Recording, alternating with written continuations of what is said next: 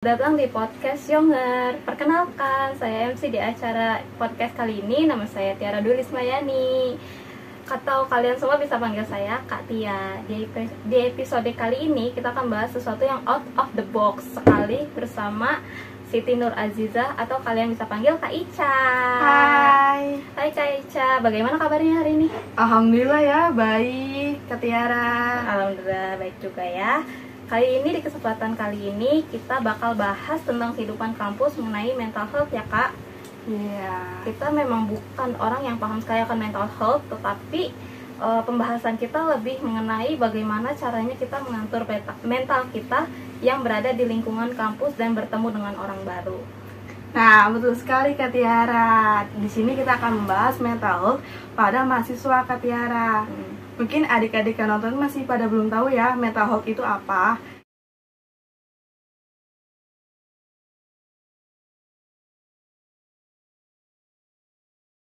Mental health, kesehatan mental yang merupakan suatu kondisi batin yang senantiasa berada dalam keadaan tenang, aman dan tentram, dan upaya untuk menemukan ketenangan batin dapat dilakukan antara lain melalui penyesuaian diri secara resignasi, penyerahan diri sepenuhnya kepada Tuhan nih Kak Tiara. Gangguan mental ada bipolar, gangguan kecemasan, depresi, dan skizofrenia. Nah, bipolar sendiri adalah jenis gangguan mental yang ditandai dengan perubahan suasana hati. Sedangkan gangguan kecemasan merupakan gangguan mental yang membuat penderitanya merasa sangat cemas atau takut secara berlebihan dan terus-menerus dalam menjalani aktivitas sehari-hari. Skizofrenia adalah gangguan mental yang menimbulkan keluhan halusinasi, delusi, serta kekacauan berpikir dan berperilaku. Sedangkan depresi sendiri adalah merupakan gangguan suasana hati yang menyebabkan penderitanya terus-menerus merasa sedih. Nah, apa sih penyebab gangguan mental? Penyebab gangguan mental ada faktor biologis dan faktor psikologis. Faktor biologis adalah gangguan pada fungsi sel saraf di otak. Infeksi misalnya akibat bakteri Streptococcus, kelainan bawaan atau cedera pada otak, kerusakan otak akibat terbentur atau kecelakaan, kekurangan oksigen pada otak bayi saat proses persalinan, riwayat gangguan mental pada orang tua atau keluarganya, penyalahgunaan nafza seperti heroin dan kokain dalam jangka panjang, kekurangan nutrisi. Sedangkan faktor psikologis, peristiwa traumatik seperti kekerasan dan pelecehan seksual, kehilangan orang tua atau disia-siakan di masa kecil, kurang mampu bergaul dengan orang lain, perceraian atau ditinggal mati oleh pasangan, perasaan rendah diri, tidak mampu marah atau kesepian. Komplikasi gangguan mental. Gangguan mental dapat menyebabkan komplikasi serius baik pada fisik, emosi maupun perilaku. Bahkan satu gangguan mental yang tidak diatasi bisa memicu gangguan mental lainnya. Pencegahan gangguan mental. Gimana sih pencegahan gangguan mental gitu? Bisa berpartisipasi aktif dalam pergaulan dan aktivitas yang disenangi, berbagi dengan teman, keluarga saat menghadapi masalah, berolahraga rutin, makan teratur dan mengelola stres yang baik, menetapkan jadwal tidur dan bangun tidur yang teratur setiap harinya, mengikuti latihan untuk menenangkan pikiran atau relaksasi misalnya dengan meditasi atau yoga, tidak merokok dan tidak menggunakan nafsa, membatasi konsumsi minuman beralkohol dan minuman berkafein, mengonsumsi obat yang diresepsikan dokter sesuai dosis dan aturan pakainya. Kalau sudah gangguan mental tuh pengobatannya tuh ada terapi perilaku kognitif. Terapi perilaku kognitif adalah jenis psikoterapi yang bertujuan mengubah pola pikir dan respon pasien dari negatif menjadi positif. Perubahan gaya hidup menjadi gaya hidup sehat dapat memperbaiki kualitas tidur penderita gangguan mental yang juga mengalami gangguan tidur, terutama bila dikombinasi dengan metode pengobatan terapi perilaku kognitif. Wah, bagus sekali penjelasannya Kak Ica ya. Kira-kira Kak Ica pernah nggak sih ngerasain gangguan mental yang mesti banget kita pergi ke psikolog nih? Pernah, saat saya sudah putus cinta, itu saya mengalami gangguan mental sekali ya, jarang tidur, ada kecemasan, merasa depresi kan. Di umur kita ini kan apa sih, pernah dong mengalami jatuh cinta, ada atau patah hati gitu kan. Saya mengalami gangguan mental tuh di saat saya patah hati gitu, depresi, stres gitu kan ya. Kalau aku sendiri sih belum pernah sampai separah itu ya. Untuk saat ini masih bisa dikontrol lah ya, emosinya masih bisa dikontrol sendiri gitu. Untungnya aku punya keluarga yang cukup apa ya, suportif lah istilahnya. Jadi kalau untuk masalah percintaan kayaknya jarang deh saya karena nggak pernah mau cinta-cintaan dulu. Fokus kuliah ya Kak Tiara ya? Iya, fokus kuliah aja, kuliah kerja. Bener banget, karena uang adalah segalanya ya, karena uang adalah penyembuh. Iya, bagaimanapun penyakitnya, uang sembuhnya, penyembuhannya, obatnya itu uang. Nah, Kak Tiara sendiri nih, pernah nggak sih mental health-nya terganggu karena kan kita sudah 3 tahun nih kita mengikuti anjuran pemerintah untuk diam di rumah, mengikuti kuliah online. Apa sih yang Kak Tiara rasakan selama pembelajaran jarak jauh ini?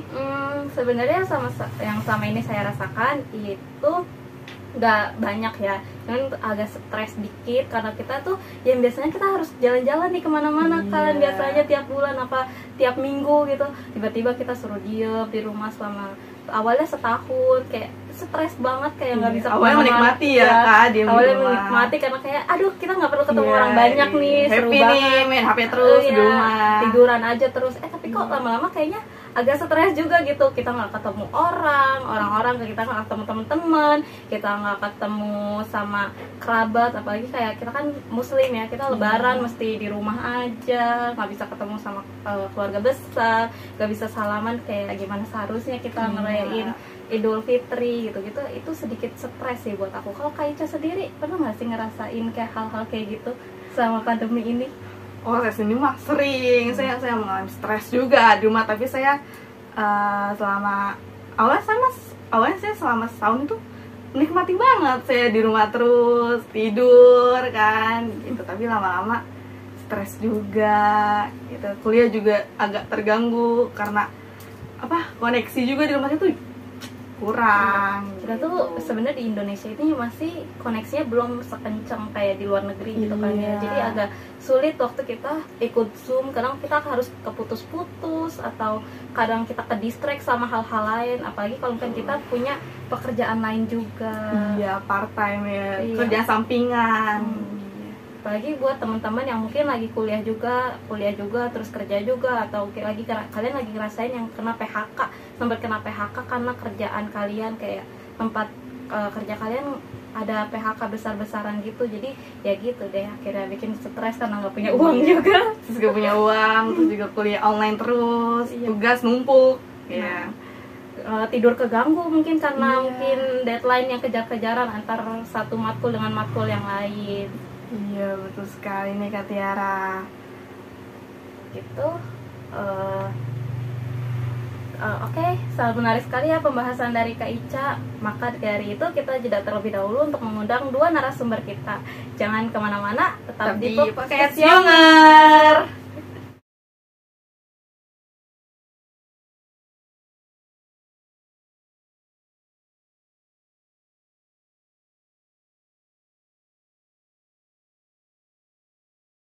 Hai, kembali lagi di podcast kita Younger. Kali ini kita tidak hanya berdua dengan Kak Ica, tapi juga ditemani oleh teman kita Kak Hernalia dan Kak Ayu. Hai, apa kabar Kak Hernalia, Kak Ayu?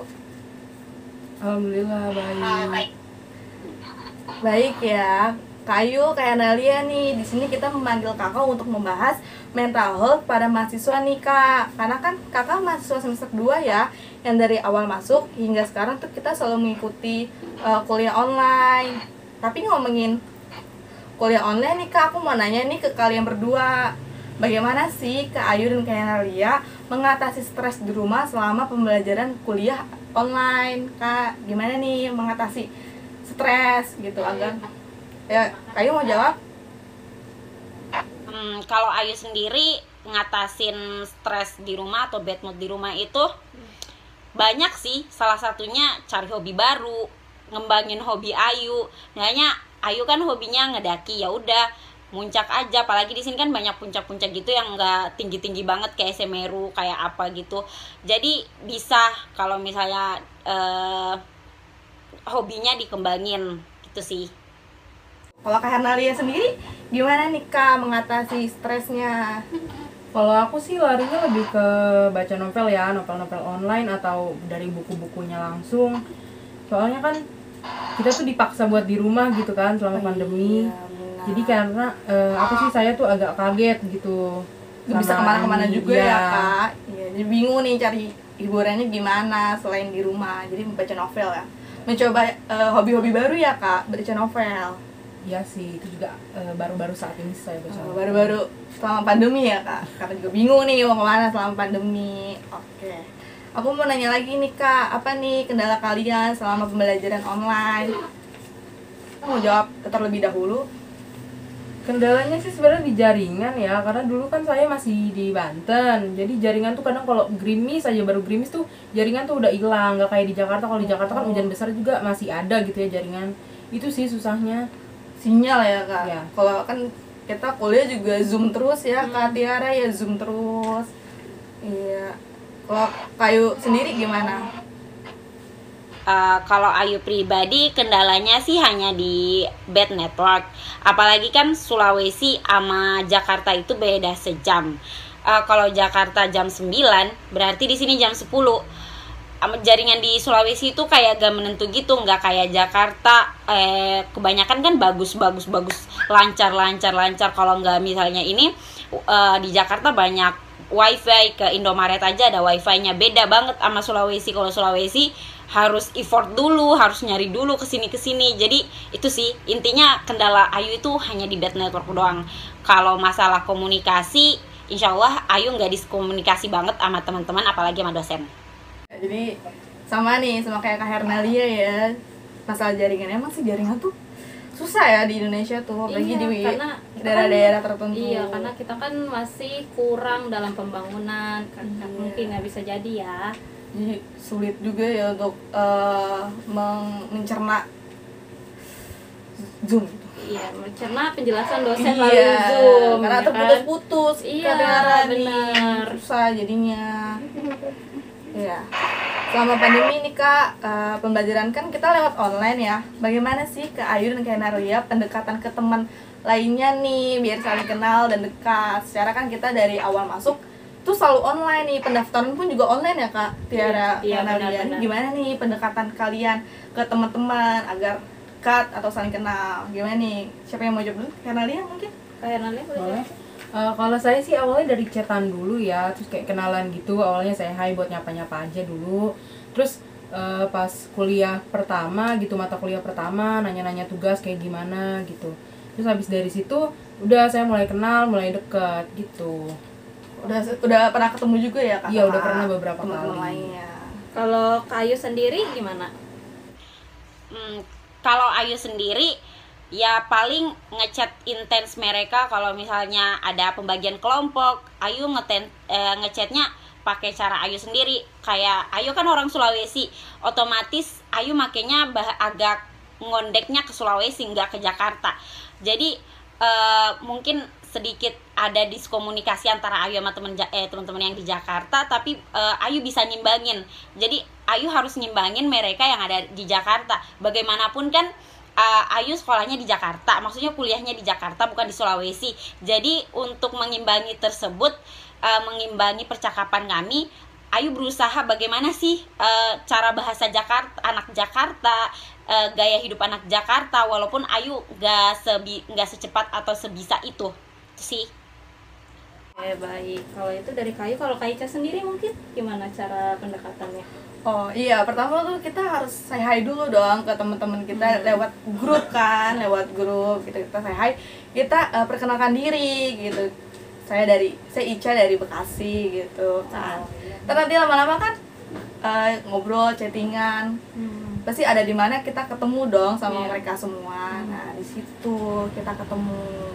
Kalau Kak Tiara sendiri gimana nih? Kalau aku sih jujur chat, mungkin kan awalnya pasti chat Sama semuanya, ya, sama chat juga berawal Jadi dari itu chat. paling tapi kalau aku sih jujurnya kalau bukan chat itu cuma buat nanyain tugas doang. Kadang kalau ketemu, kadang kita kerja kelompok kan mesti, karena ada harus diskusi kayak gini nih yang harus kita ketemu secara langsung, atau kadang kurang susah kalau misalkan dijelasin secara online gitu. Mau nggak mau harus ketemu secara langsung gitu, tatap muka sama mereka gitu, biar lebih mudah komunikasinya di antara teman-teman, biar nggak ada kesalahpahaman ya. Oke. Mungkin nih Kak, di sini ada adik-adik ya yang nonton mau memasuki dunia perkuliahan nih, tapi masih takut, deg-degan gitu. Biar menjadi inspirasi untuk mereka, bagaimana sih Kak Ayu dan Kak Analia menghadapi lingkungan baru? Bagaimanapun kan kuliah beda ya, nggak kayak kita waktu sekolah kan. Gimana sih cara kalian menghadapi situasi tersebut? Ayo, Kak Tiara, mungkin Kak Tiara, Kak Analia? Kalau saya sih ya lebih mempelajari dulu bagaimana lingkungannya itu sama orang-orang di sekitarnya kan. Kita nggak bisa nyamain orang satu dengan yang lainnya ya.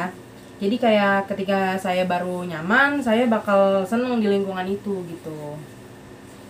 Kalau Kayu sendiri gimana? Kalau Ayu pribadi nggak ada cara atau apapun sih, cukup Ayu ngedeketin diri sama teman-teman, mengetahui sifat dari teman-teman Ayu. Tentunya Ayu juga pemilih dong teman-temannya, bukan karena pemilih dia kaya atau enggak, bukan kayak gitu, tapi Ayu milihnya dia sefrekuensi atau enggak sama Ayu. Kan nggak enak juga kalau dia orangnya pendiam terus Ayu ribut, tiba-tiba dia diem Ayu ribut, kan nggak enak. Jadi Ayu nyarinya teman yang sefrekuensi aja gitu sih. Oke. Kalau Kaica sendiri ada kata-kata khusus nggak sih buat adik-adik kita ini? Iya. Pokoknya buat adik-adik jangan takut untuk kuliah, karena kuliah tuh enak, Seru ya. seru banget. Kita Seru ketemu banget. teman baru dari daerah-daerah lain Iya. kan. Terus ngerasain suasana yang beda banget Iya, ya, beda enak banget. Lebih banget. santai ya. Biasanya lebih santai sih kalau kuliah itu. Tapi emang beda, nggak kayak waktu sekolah. Aku sekolah Iya kan, benar. ya, Sekolah masih kita main-main dikejar-kejar aja. sama PR Iya, kan. waktu gitu. waktu kuliah, waktu sekolah kan kita dikejar-kejar guru. Nah. Kalau kuliah kita mengejar-ngejar dosen. Iya, benar banget. Tugasmu juga lebih wow, beda kayak waktu sekolah adik-adik. Oke, pertanyaan selanjutnya, bagaimana solusi Kak Ayu dan Kak Analia atau bagi mereka yang merasa salah jurusan nih? Apakah harus ganti jurusan atau dipertahankan tetap lanjut agar tidak salah ambil keputusan? Nih, harus bagaimana nih menurut Kak Analia dan Kak Ayu? Ayo, siapa yang mau jawab duluan? Mungkin Kak Analia? Kak Analia duluan ya. Kalau aku sih ya sebenarnya balik lagi ke pemikiran orang itu sendiri. Kalau buat aku sendiri itu kalau udah terjun ya kenapa nggak basah sekalian gitu kan. Jadi intinya kayak saya sih bakal bertahan sampai kayak akhir itu sambil belajar buat bisa lebih baik lagi gitu aja sih. Oke. Kalau menurut Kak Ayu sendiri gimana nih? Kalau menurut Ayu pribadi, salah jurusan atau enggak salah jurusan itu adalah pilihan. Kenapa? Kalau mereka udah mutusin jurusan itu, kalau misalnya nih Ayu udah mutusin masuk jurusan ilmu komunikasi, berarti itu udah pilihan Ayu, pilihan orang tua Ayu. Apalagi udah ngesrek ke hati Ayu, walaupun mungkin kayaknya Ayu nggak bisa jalanin deh. Tapi kalau misalnya kita niatin, nggak niatin deh, kalau misalnya kita jalanin sebaik-baiknya, kemungkinan terkecilnya pasti kemungkinan terkecilnya paling ada kendala-kendala sedikit, kayak kayaknya passion aku bukan di sini. Tapi kalau kita ngejalaninnya dengan baik, sungguh-sungguh, sama kita ingat orang tua, pokoknya utama itu ingat orang tua. Jadi mau salah jurusan atau enggak itu pilihan kita sih. Kak Ayu, kalau Kak Tiara sendiri gimana nih mengatasinya? Kalau saya sih biasanya dinikmatin aja, segala prosesnya semua harus dinikmatin. Kalau nggak dinikmatin, kalau nggak dinikmatin dengan baik kan nanti malah pusing sendiri, stres sendiri, kena mental sendiri. Karena itu sudah keputusan kita ya mengambil jurusan itu. Iya benar, jadi nggak boleh nyesel. Harusnya dari awal kita harus lihat dong passion kita tuh apa, agar tidak merasa salah jurusan. Soalnya kita dari awal tuh kita harus tahu passion kita tuh di mana. Gitu. Pokoknya harus bertanggung jawab sama iya, keputusan kalau yang kita kita sudah ambil. memilih keputusan jurusan ini, ya udah kita nikmati saja gitu. Di Kita kalian semua harus mendalami Iya, materi-materi semua. Seharusnya kan emang dari awal kita harus cari tahu nih jurusan ini tuh benar. apa gitu. Benar-benar kita pokoknya harus bertanggung jawab aja intinya sama jurusan yang udah kalian ambil. Pokoknya nggak boleh ngerasa oh aku salah masuk jurusan, apa kalian udah semester 3 ya mau nggak mau kalian harus bertanggung jawab. Nanti baru semester 1 udah ngerasa salah jurusan. Nah itu baru nggak boleh kayak gitu ya. Nanti udah semester akhir ngerasa salah jurusan nih, aduh pusing. Kayaknya selagi ada waktu kalian semua tuh harus pikirin matang-matang nih kalian kira-kira mau ngambil jurusan apa, terus kalau nanti udah lulus dari jurusan itu kalian mau nerus kemana nih biar kalian nggak berhenti di tengah jalan. Biasanya suka banyak banget sih yang berhenti di tengah jalan. Terus udah tahu nih kedepannya gimana gitu, jurusan ini tuh prospek kerjanya tuh di mana gitu, terus passion kalian tuh di mana, itu harus dari awal kita harus apa ya, kita Menentukan. harus menentukan, kita harus memikirkan itu semua gitu adik-adik teman-teman. Itu dia pendapat Kak Ayu dan Kak Nalia ya tentang mental health pada mahasiswa. Semoga menjadi inspirasi untuk kita semua. Thank you Kak Nalia, Kak Ayu. Semoga lancar terus ya kuliahnya. Tetap semangat walaupun di masa pandemi.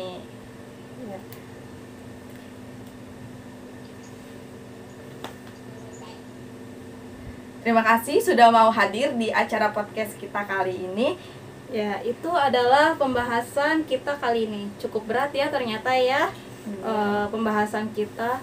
Kan tapi semoga kalian bisa menghadapinya ya. Dengan semangat. Karena dunia perkuliahan sebenarnya nggak seseram yang kalian bayangkan loh. Kalian bisa menjalaninya kalau kalian santai. Kalau misalkan ngambil ya tadi bilang tadi kalau kan kalian bertanggung jawab sama apa yang kalian ambil. Pokoknya tuh udah ngerasa itu passion kalian tuh pasti nikmat gitu. Iya. Ketemu teman-teman baru itu gitu enak banget guys gitu. Jangan dibawa stres sampai kalian harus kena mental kan, sampai kalian ya parahnya harus ke psikolog atau psikiater dengan bantuan obat-obatan sih kalau bisa. Jangan sampai ya, karena kalau mental health itu sebuah hal yang cukup menyeramkan kan sebenarnya. Karena itu Itu bisa kena mental kalian, itu gangguan banget mental iya. tuh parah banget. Mungkin bisa bahkan ada yang berujung kematian karena Ini sakit jiwa mungkin kan Iya. karena sudah stres. Kalian juga harus punya pendukung yang pas gitu di keluarga kalian. Udah bener-bener harus menyiapkan itu semua dari awal agar tidak salah ambil jurusan gitu. Oke, semuanya Cukup menyenangkan ya pembahasan kali ini. Tidak terasa waktu semakin berlalu. Maka dari itu sekian podcast kita kali ini. Jangan lupa subscribe podcast kita kali ini dan nyalakan notifikasi supaya kalian tahu kita upload podcast terbaru lagi. Bye bye. Bye bye semua, thank you. Terima kasih Kak Hernalia. Terima kasih Kak Terima kasih Nalia, Kak Ayu. Kak Ayu.